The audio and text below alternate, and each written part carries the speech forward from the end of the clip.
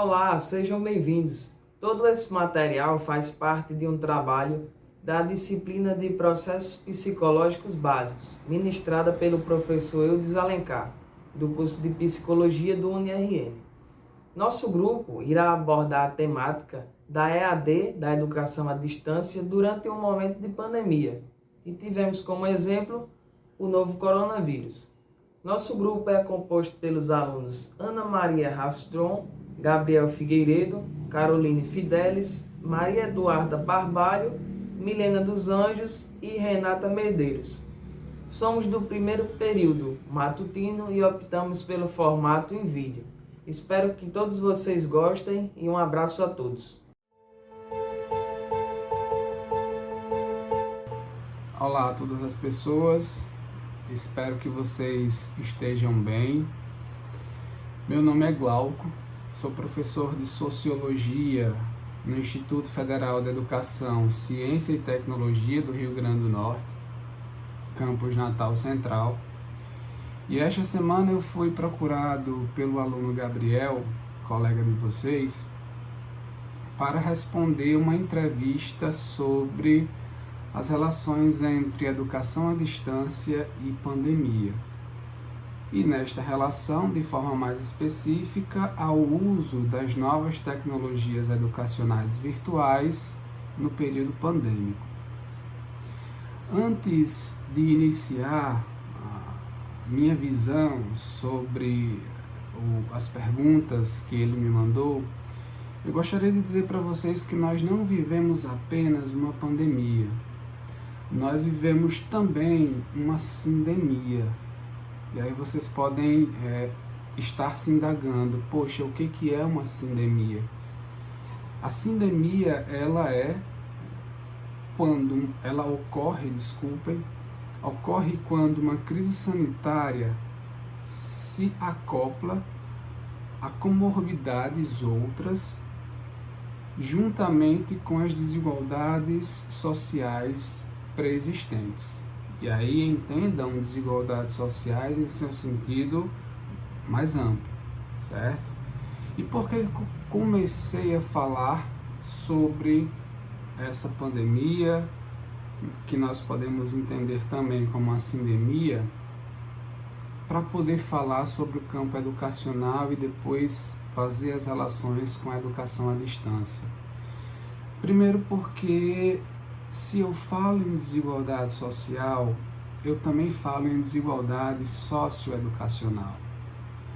E não tem como não falar em desigualdade socioeducacional nesse período pandêmico sem relacionar ao que eu já falei antes, a questão das desigualdades sociais.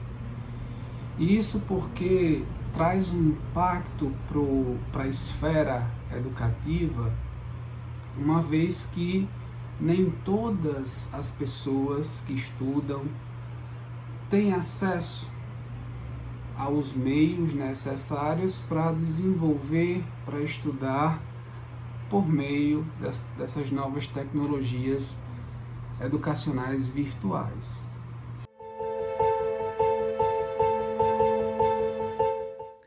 Olá, gente. Meu nome é Leandro, sou professor de História no Instituto Federal do Rio Grande do Norte e estou aqui para falar a convite de Renata sobre os desafios que a gente tem enfrentado como professores na pandemia. Os desafios do ensino remoto emergencial, do ensino à distância, desde que a pandemia começou e nós entramos em isolamento social, a gente tem enfrentado esse desafio de se repensar como professores e ter que atender uma nova demanda, né? Atender os nossos alunos de maneiras não convencionais, de formas que a gente não estava habituado a fazer. E o meu primeiro desafio, assim que a gente entrou nessa condição de isolamento físico, foi ter que aprender a lidar com essas ferramentas de elaboração de vídeos, especialmente. Claro, a gente já lida cotidianamente com o editor de texto, então não foi um desafio, né, produzir o Word, porque é algo que a gente já está habituado a fazer. E a gente continuou fazendo, disponibilizando textos, atividades para os nossos alunos de maneira digital, como a gente já vinha fazendo. Acho que o maior desafio mesmo foi o dos vídeos, da preparação dos vídeos. Antes ainda da gente começar as aulas, a gente passou um tempo tendo que mandar material para os alunos sem que ainda valesse como conteúdo convencional, do currículo, né? Pelo menos lá na escola onde eu trabalho, e eu trabalho no campus Nova Cruz, no interior do Rio Grande do Norte, no primeiro momento a gente não trabalhou os conteúdos que seriam abordados no currículo. A gente trabalhou conteúdos mais livres, apenas para fazer o aluno sentir que as aulas continuavam, que a gente estava tendo contato ali com eles. Então, muito difícil, né? Ter que elaborar esses vídeos, aprender a lidar com a ferramenta de produção, de edição, até a gente pegar um pouquinho o jeito, eu ainda estou num processo, né? A gente precisa fazer e refazer várias vezes, uma coisa extremamente exaustiva, porque qualquer ruído atrapalha um vídeo e a gente fica insatisfeito, quer começar tudo de novo. E assim por diante, né? Desde a montagem do roteiro até a execução e depois a edição, nossa, é um processo muito dispendioso, um gasto de energia, de tempo enorme.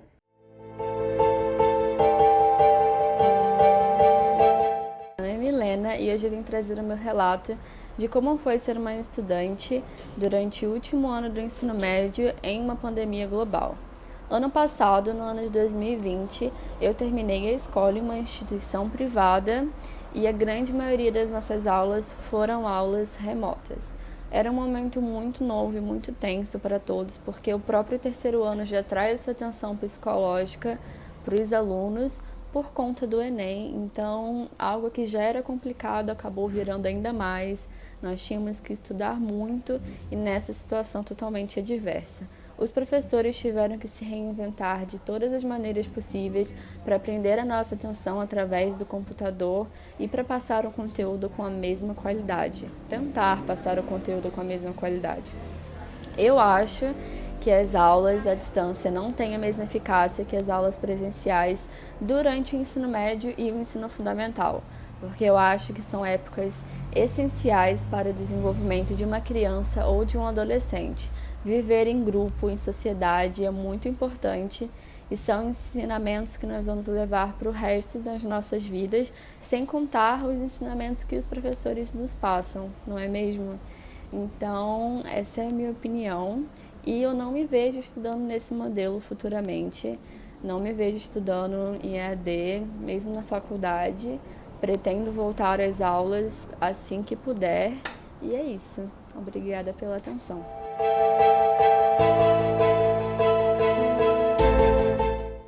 Hi, my name's Olivia and I'm from Sweden, Nicaragua. My academic life before COVID was non-existent. I took a gap year, so I wasn't studying. Right now, the university that I'm studying at offers blended learning. I've chosen to take all my classes online so I can be at home with my family. In regards to classes, I definitely feel that I've been affected in terms of like social interaction. I don't have a direct communication to my peers or to my teachers, so I don't have that personal relationship that I really appreciate having in in-person learning. I think at the same time though that all institutions should offer the option to either take classes in person and or online. Just due to the pandemic, a lot of people are in very different situations. So with those options, you can accommodate to everybody. I don't think that online classes can substitute all classes. In terms of quality, I study fashion management, and for some of my courses, such as textile sourcing, we really need to be able to feel the fabric, see the quality of the fabric in person. in the future, it would be nice to have the option to take classes online or in person, especially from season to season, because during the winter season, I love being at home with my family and taking classes online. However, in the summer term, it's nice to go to class, interact with your peers, your teachers, and just like establish that communication and understanding of the actual course in person.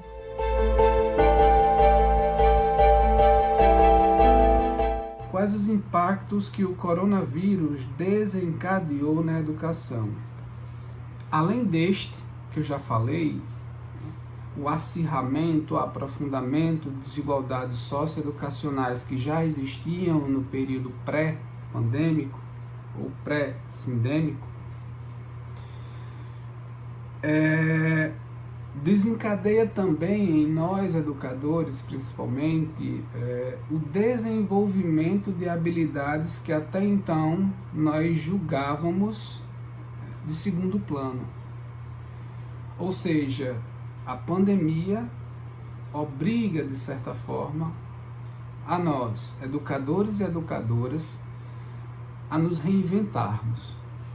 Isso é um aspecto positivo, certo? Mas também há aspectos que nós devemos pensar. Usando essas novas tecnologias educacionais virtuais, quem é que tem acesso? Quem é que não tem acesso? Quais as razões que explicam esse não ter acesso? São algumas das perguntas que nós devemos nos fazer. Então, não há um impacto apenas positivo ou apenas negativo.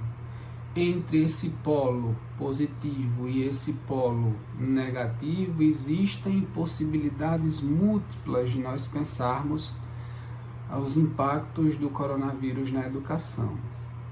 Mas se for para eu elencar um ponto que eu julgo necessário, que eu julgo importante para a problematização dos envolvidos nos processos de ensinar e de aprender, é pensar, sobretudo, em propiciar condições de equidade ou equidade, conforme vocês queiram, para que todos os estudantes, para que todas as estudantes possam, de fato, ter acesso a esses meios virtuais.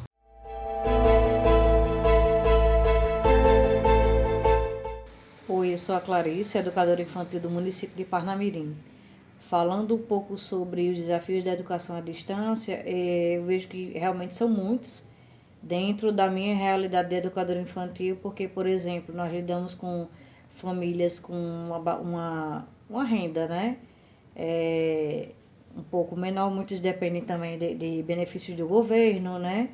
E muitas famílias chegaram para nosso centro infantil e nos comunicaram que não tem acesso à internet, ou tinha internet, mas não pôde diante de alguma renda, né, diminuída ou mesmo encerrada durante a pandemia. E nós estamos fazendo o possível, né, diante do possível. Muitas pessoas também, algumas têm internet, mas não têm um celular que tem espaço para baixar, por exemplo, o Google Meet. Então é uma minoria, em torno de menos de 10% dos alunos estão participando nas aulas online. Aqui no município de Parnamirim, nós estamos entregando atividades a cada 15 dias, atividades em folhas impressas, né? E somando as aulas e alguns vídeos também. Algumas mães chegam a relatar que não tem espaço no celular para baixar um vídeo. E não é a mesma coisa, né? A gente na sala de aula, a gente trabalha na educação infantil com texturas, formas, materiais, brinquedos. O brincar na educação infantil é super importante. E a parte do brinquedo também, Lego, materiais desde recicláveis, né? Aqui no projeto Quintal do Brincar, nós tem aquele dia daquela vez no mês de trazer materiais reciclados para ali a criança vai brincar, vai construir dentro da realidade dela, dentro desses materiais, e os brinquedos que também, né, tem nos centros infantis públicos também. né? E muitas vezes as crianças não têm esse brincar e a mãe não tem essa visão pedagógica, tanto de acompanhar essa vivência da educação infantil, do próprio brincar, que é tão importante, né? E a questão de brinquedo mesmo, e os outros materiais que dentro do centro infantil a gente proporciona, né? Não só com os brinquedos, como os diversos materiais que a gente procura diversificar, para que seja um trabalho pedagógico dentro da BNCC, dentro do que a gente consegue, né? Dentro dos cursos, diante de tudo que a gente se atualiza. E a gente está fazendo nossa parte, porém, infelizmente, não vejo como seja a mesma coisa na educação infantil, o que a gente proporciona, o que a gente tenta e o que realmente se tem, né? Esperamos que a pandemia realmente se encerre e a gente possa receber nossas crianças e fazer um trabalho efetivo, presencial e que possa gerar realmente um aprendizado bem maior.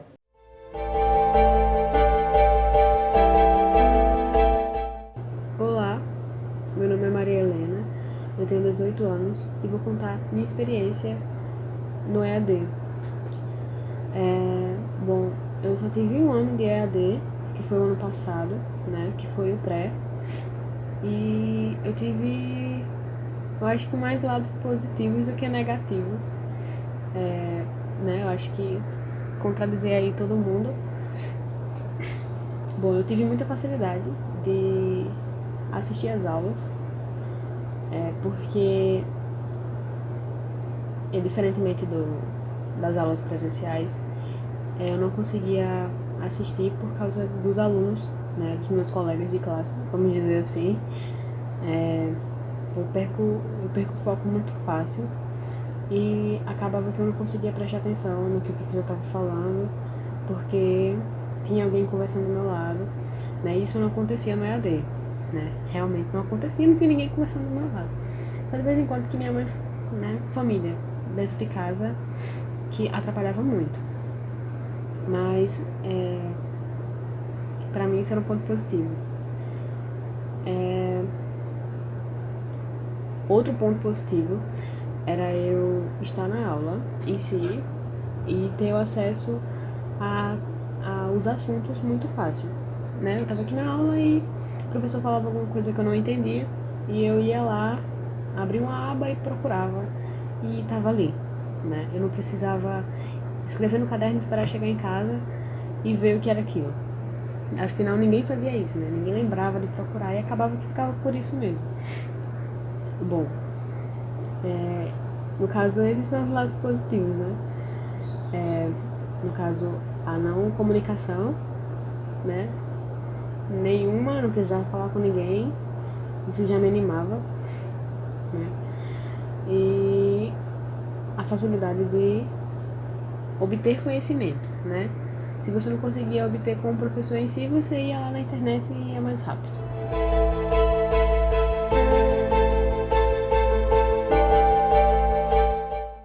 Olá pessoal, tudo bom? Meu nome é Isaac Dantas, sou aqui de São Paulo do Potengi, tenho 19 anos e estou cursando licenciatura em matemática aqui no IFRN da minha cidade e fui convidado a falar um pouco sobre como está sendo, né, a questão do ensino remoto e as minhas experiências, né, sobre a atual forma de ensino.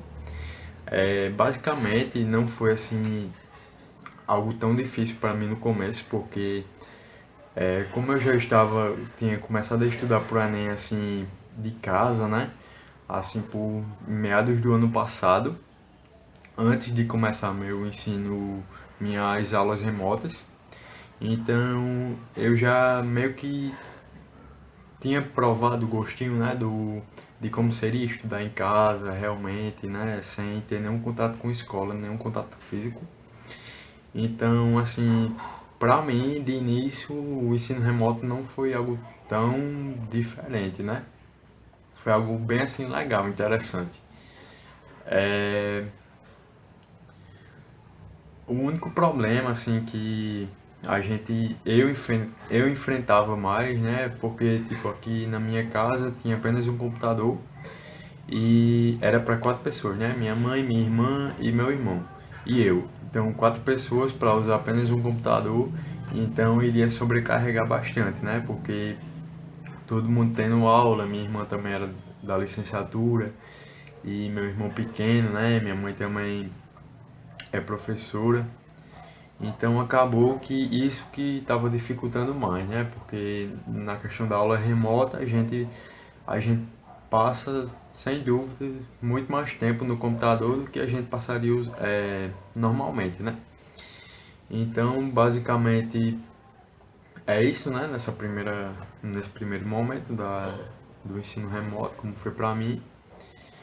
E posteriormente, né, com os auxílios que as escolas começaram a fornecer, algumas escolas públicas, por exemplo, como o FRN, IFRN também, que foi a minha instituição, né, e eu consegui adquirir meu dispositivo eletrônico, meu computador, a partir do auxílio que eu adquiri com o IFRN, né, que esse é uma grande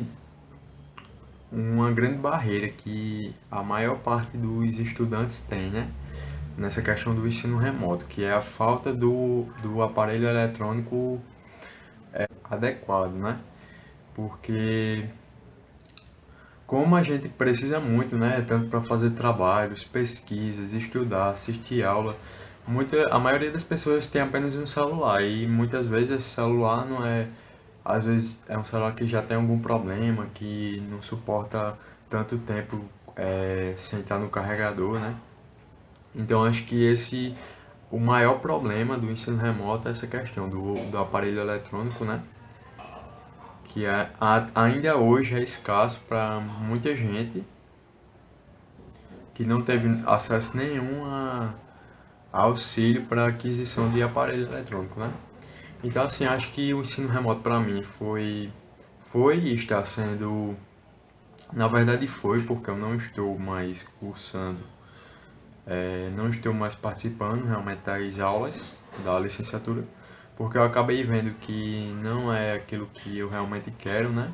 Então acho que também, complementando, acho que um grande problema ou algo que contribui bastante para a falta de foco nas aulas muitas vezes o estudante, na maior parte das vezes, com certeza, o estudante não saber o porquê que ele está ali naquela aula, né?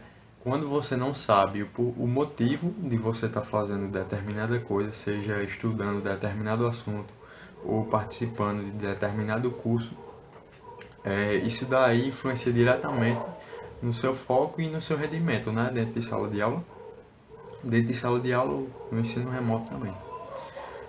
Porque você não tem motivos, né? Às vezes você tá ali, tem aquela motivação inicial para entrar no curso, mas com o passar do tempo, o que vai fazer com que você permaneça em um curso é aquele hábito de você gostar do que você está fazendo e você saber o motivo, né? Então acho que um grande problema do ensino remoto também e também do presencial é que as pessoas não sabem o motivo dela estar lá. E no ensino remoto isso daí fica bem mais fácil de você ficar disperso nas aulas, né? Porque já é complicado, né? De você prestar atenção, na sua casa tem mais barulho do que tem numa sala de aula, né? Tem mais distrações. Então, além da dificuldade do ensino remoto, ainda tem a questão de você não saber porque você está ali. E a questão de aparelho eletrônico inadequado. Basicamente é isso. A minha experiência com o ensino remoto não foi das melhores, né? Como a maioria das pessoas, porque o ensino remoto por si só já é algo, uma medida de urgência, assim, né? Pelo meio em que a gente está vivendo. Mas ele desafiador, né? Então, acho que na melhor das hipóteses a gente conseguiu evoluir, né, com esse sistema de ensino novo e espero que passe logo tudo isso, né, para que a gente consiga voltar para a sala de aula. E é isso.